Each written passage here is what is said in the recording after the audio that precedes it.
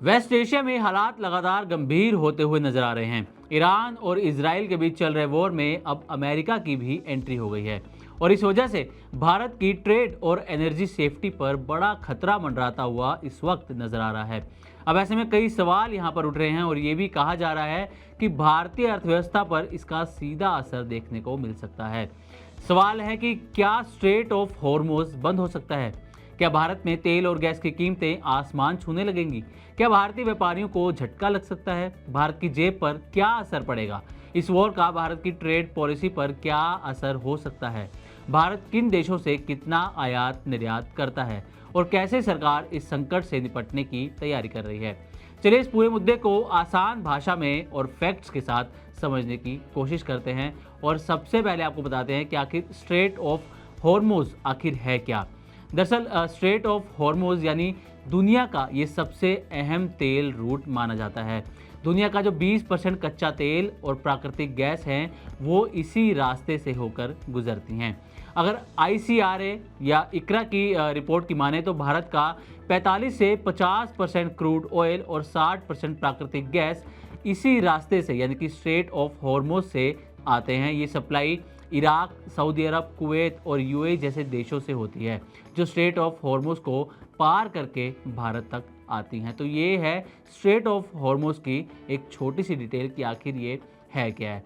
अब बताते हैं कि इस पर FIEO के डायरेक्टर जनरल का क्या कहना है। दरअसल federation of Indian export organisation यानी कि FIEO के डायरेक्टर जनरल अजय सहाय के अनुसार अमेरिका और यूरोप के लिए भारत के 90% एक्सपोर्ट अब भी केप ऑफ गुड होप वाले लंबे रास्ते से जा रहे हैं। सिर्फ 5 से 6% ट्रेडर्स ही हाल में रेड सी वाले रास्ते का इस्तेमाल करने लगे हैं। इसलिए यूरोप, USA और अफ्रीका के साथ भारत का ट्रेड फिलहाल सुरक्षित है, लेकिन अगर स्ट्रेट ऑफ हॉर्मोज ब्लॉक हुआ तो भारत का वेस्ट एशिया के साथ व्यापार पूरी तरीके से प्रभावित हो सकता है। अब भारत के पास क्या वैकल्पिक रास्ते हैं इसके अलावा अगर स्ट्रेट ऑफ हॉर्मोज बंद हो जाता है, तो इस पर भी एक नज़र डाल लेते हैं। FIEO के डायरेक्टर जनरल अजय सहाय के मुताबिक भारत के पास कुछ वैकल्पिक रास्ते भी हैं, जैसे UAE का फुजेराह पोर्ट और ओमान का सलालाह पोर्ट जैसे पोर्ट्स हैं कुछ जो स्ट्रेट ऑफ हॉर्मोज को बाईपास कर सकते हैं। इन दोनों रास्तों के जरिए भारत कई पश्चिम एशियाई देशों तक एक्सपोर्ट जारी रख सकता है, लेकिन एक समस्या है और वो ये कि इन पोर्ट्स की जो कैपेसिटी है वो लिमिटेड है और अगर ज़रूरत से ज़्यादा ट्रैफिक हुआ तो सप्लाई चेन में देरी भी हो सकती है। खासकर इराक के लिए एक्सपोर्ट करना यहाँ पर मुश्किल हो जाएगा अगर स्ट्रेट ऑफ हॉर्मोज बंद होता है तो। अब भारत में तेल का क्या होगा ये भी जानना ज़रूरी है क्योंकि इसका असर सीधे आपकी जेब पर पड़ सकता है। तो अजय श्रीवास्तव जो ग्लोबल ट्रेड रिसर्च इनिशिएटिव यानी कि GTRI के फाउंडर हैं, उनका कहना है कि भारत का करीब 65% कच्चा तेल हॉर्मोज स्ट्रेट यानी कि स्ट्रेट ऑफ हॉर्मोज से होकर आता है।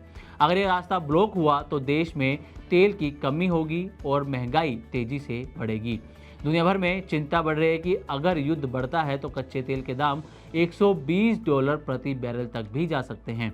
इससे ना सिर्फ तेल महंगा होगा बल्कि ट्रांसपोर्ट, लॉजिस्टिक्स और बाकी सारे प्रोडक्ट्स की कीमतें भी बढ़ सकती हैं। तो ये कुछ असर देखने को मिल सकता है। अब भारत का किससे कितना ट्रेड है ये भी जानना ज़रूरी है। जो इजराइल और ईरान के बीच में जंग चल रही है उन दोनों देशों से भारत कितना ट्रेड करता है इस पर भी एक नज़र डाल देते हैं। तो मीडिया रिपोर्ट्स के मुताबिक अगर ईरान के साथ द्विपक्षीय व्यापार की बात की जाए तो भारत जो है वो $1.2 अरब का एक्सपोर्ट करता है ईरान को और $441.8 मिलियन का इंपोर्ट किया जाता है। ये है ईरान के साथ भारत के द्विपक्षीय व्यापार जो रिश्ते हैं। अब इजराइल के साथ कैसे व्यापार है ये भी जान लीजिए। तो इसमें $2.1 अरब का एक्सपोर्ट है और $1.6 अरब का इंपोर्ट है।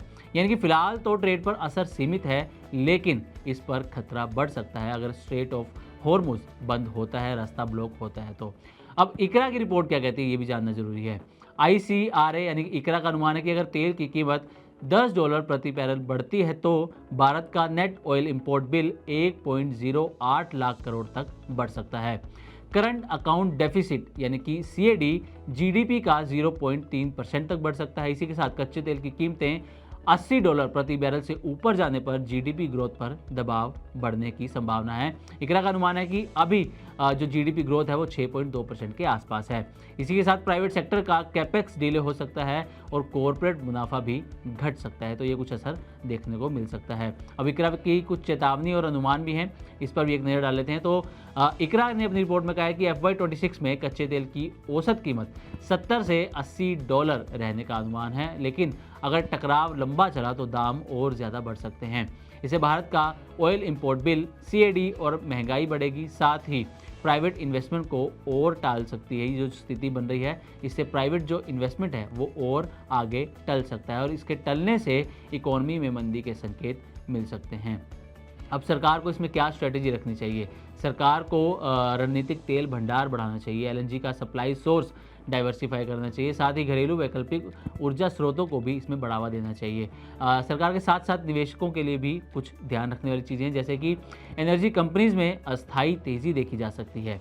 जियोपॉलिटिकल रिस्क को नज़रअंदाज बिल्कुल ना करें और लॉन्ग टर्म के लिए पोर्टफोलियो में बैलेंस ज़रूरी है, बैलेंस को बनाकर रखें अपने पोर्टफोलियो में।